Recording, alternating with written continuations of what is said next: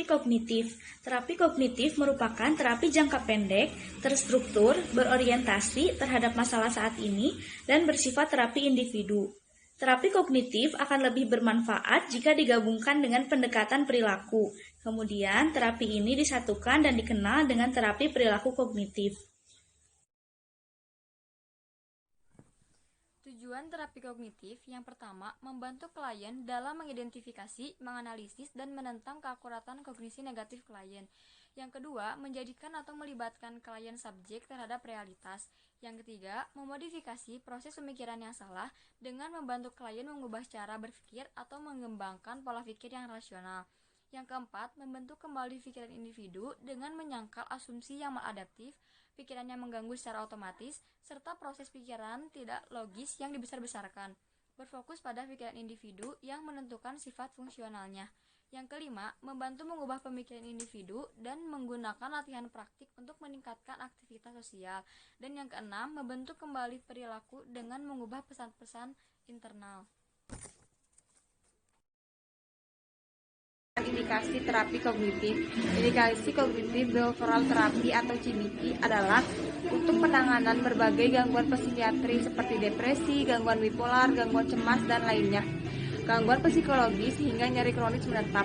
CBT dilaporkan efektif untuk berbagai kondisi psikologis termasuk yang pertama, gangguan mood seperti depresi atau gangguan bipolar. Yang kedua, gangguan cemas seperti fobia, panik, gangguan cemas menyeluruh, gangguan obsesif kompulsif, dan post-traumatic stress disorder. Yang ketiga, gangguan makan seperti anoreksia dan bulimia nervosa dan bike eating disorder. Yang keempat, gangguan body dysmorphic. Yang kelima, penyalahgunaan zat seperti amfetamin dan cocaine use disorder. Kontraindikasi terapi kognitif. Ada beberapa kontraindikasi tersebut ialah yang pertama, pasien dengan gangguan psikotik, seperti pasien dengan gangguan psikotik akut. Yang kedua, pasien dengan retardasi mental. Yang ketiga, ada organic brain syndrome. Yang keempat, alcohol use disorder. Yang kelima, pasien dengan gangguan depresi berat dan memiliki resiko bunuh diri. Saya Retno Apriliani, mahasiswa keperawatan dari Prodi D33 S3 PPNI Jawa Barat. Hari ini saya akan melakukan terapi kognitif, yaitu terapi pohon keluarga pada lansia. Semoga pasien saya bisa berinteraksi dengan saya dan pasien saya bisa menerima saya sebagai perawat. Sebelum saya berkenalan dengan pasien saya akan mengetahui lebih terdahulu agama apa yang dianut oleh pasien saya. Jika pasien saya beragama Islam, saya akan mengucapkan Assalamualaikum, dan jika pasien saya beragama non-Islam, saya akan mengucapkan selamat pagi atau selamat siang. Kekuatan saya mudah beradaptasi, namun kelemahan saya selalu merasa takut salah. Cara mengatasi perasaan saya saat ini, saya merasa deg-degan, dan cara mengatasinya, saya akan tarik nafas dalam. Jika pasien saya tidak mau berbicara dengan saya akan meminta tolong kepada rekan saya untuk berbicara dengan pasien saya. Jika tetap pasien saya tidak mau berbicara, saya akan melakukan kontrak ulang kembali. Pada hari ini, pukul 10, saya akan melakukan terapi kognitif, yaitu terapi pohon keluarga, dan saya akan melakukan terapi dengan lansia atas nama Nyonya Y di ruang tamu dengan tujuan untuk memupuk nilai kehidupan yang sudah diwariskan turun-temurun dari keluarga nenek. Saya akan melakukan terapi dengan posisi saling berhadapan. Assalamualaikum, Nek. Waalaikumsalam.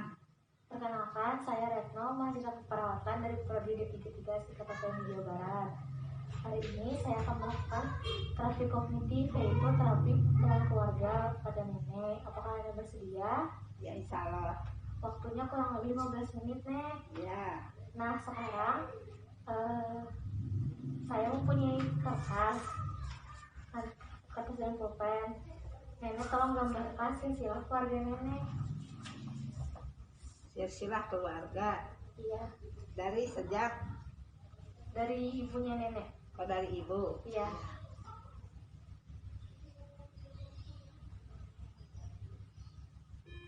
Ini ibu. Ini sini bapak. Ya. Itu Ya. terus gimana? Nah, itu ya. Ya. Terus nenek tidak ada lagi saudara.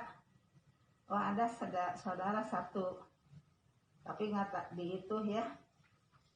Nah, ini si Mang Dadang. Nah, adek. Nah, udah gitu nenek nikah. Ya. Kumaha gamarna? Ke sampingnya Ke nanti. sini. Oh ya, ke sini ya. Ini sama bapak. Nah, udah gitu ini nenek berkeluarga ya. Dari sini ya, pernikahan ini ya. Nah, jadi punya anak 4.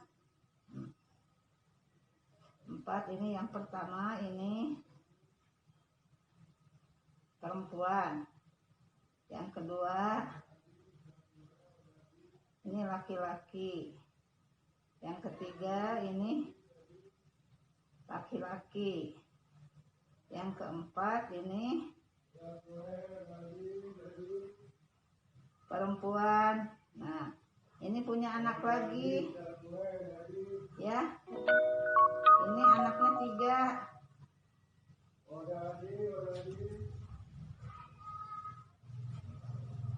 Nah, anaknya, anak pertama perempuan, kedua laki, ketiga laki, keempat perempuan. Nah, ini yang anak laki ini punya anak juga 1. Ini perempuan ya. Yang ini anaknya laki, yang pertama, yang kedua perempuan, yang ketiga laki. Itu mungkin ceritanya. Ternyata daya ingatannya masih bagus ya, Nek ya. Oh, alhamdulillah. Nah, sekarang bagaimana perasaan Nenek setelah dilakukan terapi ini? Apakah Nenek mengalami kesulitan saat mengingatnya? Insya Allah enggak ya.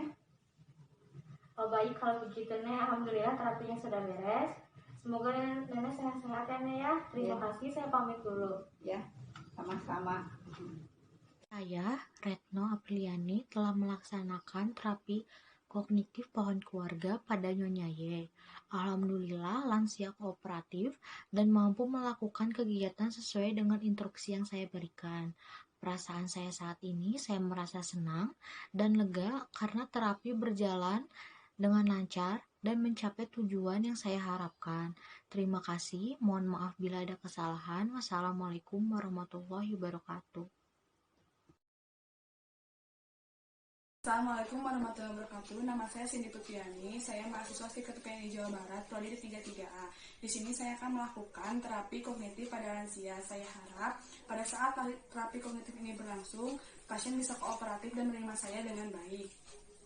Sebelumnya agama saya agama Islam. Jika saya menemukan pasien dengan beragama Islam atau Muslim, saya akan menyapanya dengan Assalamualaikum. Dan jika pasien beragama non-Muslim, saya akan menyapanya dengan selamat pagi, selamat siang, dan selamat malam. Dan juga jika pasien lebih tua dari saya akan menyebutnya ibu atau bapak. Dan jika pasien lebih muda dari saya akan memanggilnya adik atau kakak. Kemudian kekuatan saya mudah beradaptasi dengan lingkungan, tetapi kekurangan saya sulit untuk merangkai kata-kata dengan baik. Perasaan saat ini saya merasa gugup, kemudian cara saya untuk mengatasi gugup ini, saya menarik nafas, berhembuskan, kemudian rileks. Antisipasi yang mungkin akan terjadi pada saat terapi kognitif berlangsung, pasien memutuskan secara sepihak, saya akan minta rekan saya untuk melanjutkan terapi tersebut. Tetapi jika pasien tidak mau melanjutkan terapi ini, saya akan mengontrak waktu kembali dengan pasien. Saya akan melakukan terapi kognitif ini pada pasien atau pada Ibu Nena di rumahnya pada pukul 8. Yaitu mengenai terapi kognitif menulis buku harian. Tujuannya yaitu untuk mengulang kembali ingatan yang pernah dilakukan oleh Ibu Nena dan juga sebagai aktivitas hariannya untuk mengurangi kebosanan. Saya akan melakukan komunikasi atau terapi kognitif ini dengan duduk berdampingan dengan Bu Nena, kemudian dalam kondisi rileks dan dari mata ke mata. Assalamualaikum Nenek. Waalaikumsalam warahmatullahi wabarakatuh. Nenek masih ingat dengan saya? Masih Nenek gimana kabarnya hari ini? baik, Apakah semalam tidurnya nyenyak? nyenyak. Nenek, di sini saya akan ngobrol-ngobrol sama Nenek. Gimana? Apakah Nenek mau? Boleh. Kira-kira ngobrolnya mau di mana? Mau di sini aja atau mau di mana? Di sini aja. Oh iya. Jadi gini ya Nek, kita akan ngobrol selama 15 menit ke depan. Tujuannya itu yaitu untuk menulis buku harian Nenek biar Nenek teh gak kesepian, terus Nenek bisa mengingat lagi pengalaman-pengalaman yang Nenek pernah lakuin dulu.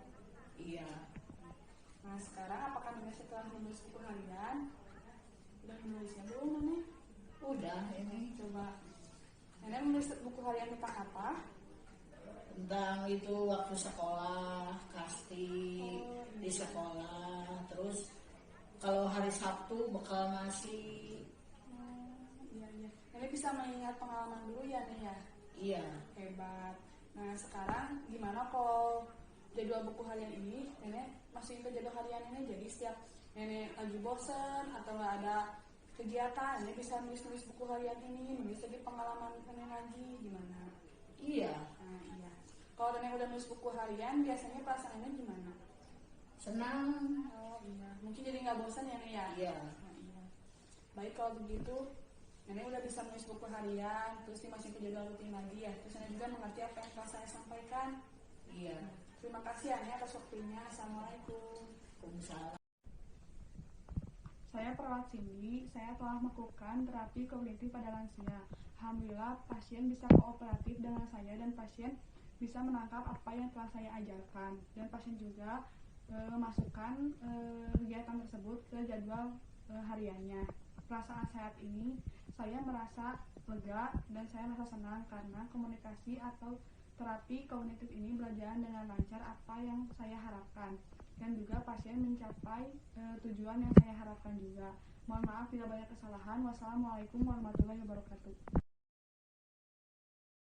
Bismillahirrahmanirrahim. Assalamualaikum warahmatullahi wabarakatuh. Perkenalkan, nama saya Devi Rutfiani. Saya mahasiswa keperawatan dari Prodi D3 STIKA PPNI Jawa Barat. Hari ini saya akan melakukan terapi kognitif kartu ucapan pada lansia. Semoga pasien bisa menerima saya sebagai perawat dan pasien bisa berinteraksi dengan baik terhadap saya. Sebelum saya berkenalan dengan pasien, saya akan mengetahui agamanya terlebih dahulu, agama apa yang dianut oleh pasien. Jika pasien beragama muslim, maka saya akan mengucapkan salam dengan mengucapkan assalamualaikum, dan apabila pasien beragama non-muslim, maka saya akan mengucapkan selamat pagi atau selamat siang. Kekuatan saya orang yang mudah bersosialisasi, namun kelemahan saya orangnya kurang percaya diri jika di depan orang lain. Perasaan saya saat ini, saya merasa sedikit cemas karena saya takut jika pasien tidak mau berkomunikasi dan tidak kooperatif kepada saya. Namun, untuk cara mengatasinya, saya akan berkomunikasi dengan baik kepada pasien dan saya akan berkomunikasi secara perlahan agar pasien mau berkomunikasi dengan saya dan kooperatif kepada saya.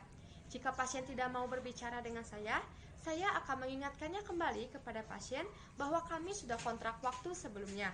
Pada hari ini pukul 8, saya akan melakukan terapi kognitif kartu ucapan pada lansia atas nama Nyonya Suryati di ruang tamu dengan tujuan untuk meningkatkan kreativitas dan kognitif pada lansia. Posisi saya dengan pasien akan saling berhadapan yang menandakan bahwa saya siap berkomunikasi dengan pasien. Assalamualaikum Nek. Waalaikumsalam warahmatullahi wabarakatuh. Nek, sebelumnya kita sudah kontrak waktu ya dengan Nenek, Ya. bahwa hari ini kita akan bertemu siapa Nek? Apakah Nenek bersedia? Sedia. Ya, ini saya membuat alat tulis dan membawa kartu ucapan yang kosong. Ya. Nah, di sini Nenek bisa membuat kartu ucapan apapun itu. Apakah Nenek bersedia? Sedia. Ya, Nenek membuat kartu ucapan apa Nek? Ucapan hari ulang tahun sama teman. Oh iya, boleh ya Nek ya. Nah, Ya. Nenek di sini saya tulisannya ya. Ya, Waktunya kira-kira 5 menit, apakah cukup? cukup.